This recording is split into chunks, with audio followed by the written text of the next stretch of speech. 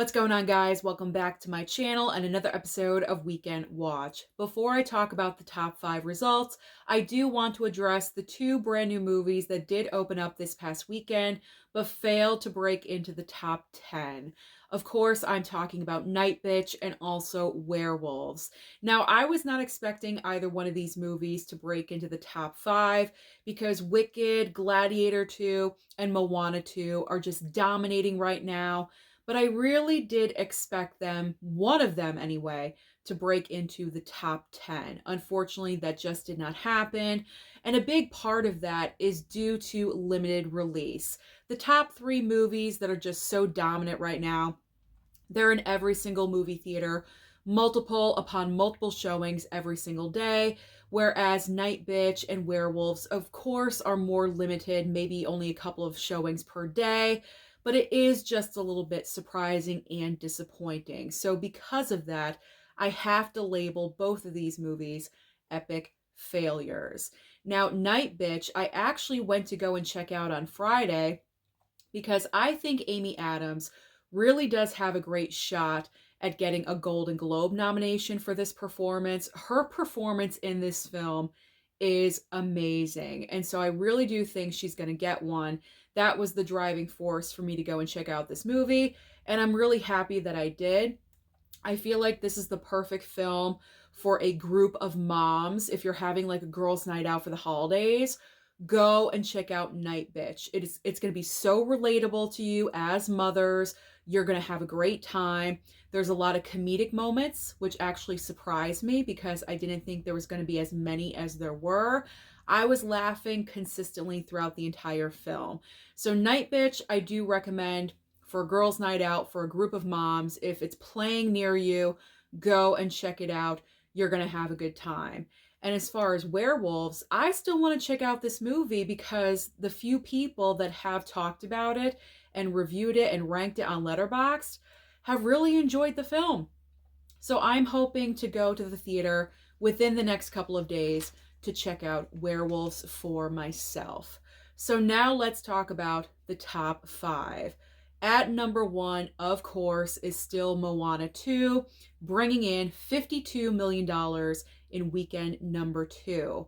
But in 12 days, this movie worldwide has brought in $600 million. Moana 2 is truly a phenomenon. Second and third place. Second place belongs to Wicked. It brought in another $34.8 million. Third place, Gladiator 2 with $12.4 million. Fourth and fifth place. Fourth place goes to Red 1 with $7 million even. And rounding out the top 5, this is a movie I have not heard of. It's called Pushpa 2, The Rule. This movie brought in $4.8 million. Now, what is new at the box office this coming weekend to bring that competition to the top 3? We have one major main brand new release, an award season contender, and also an item that's going to be familiar by name anyway. You'll see what I'm talking about in just a minute. I was kind of vague. I apologize. So the main brand new release is Kraven the Hunter. Now, with this movie, I am thoroughly convinced that Moana 2 is going to maintain at number 1. I really don't think Kraven the Hunter has what it takes to take over number 1 away from Moana 2. I will admit that Kraven the Hunter looks like the best Sony Marvel Spider-Man-less villain movie that we've received so far.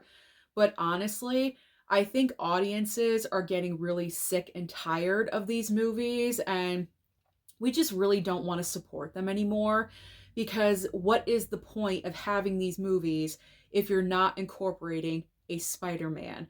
So even though it looks great, I don't think it's going to perform and take number 1. It might be able to break up the top 3.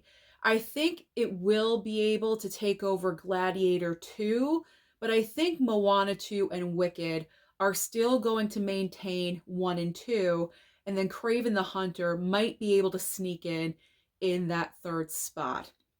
Now, the other 2 brand new releases, smaller releases, probably more limited, We have a brand new award season contender called Nickel Boys, and also Lord of the Rings. I'm probably going to say this incorrectly. I apologize. Lord of the Rings, War of the Rohirrim. I'm not really sure how else you would say it, so I'm saying it like that.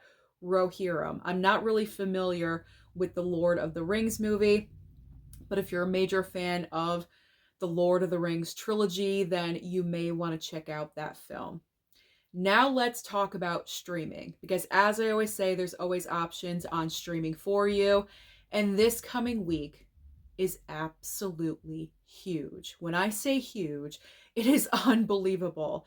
We have award season contenders debuting on streaming services and also major studio releases.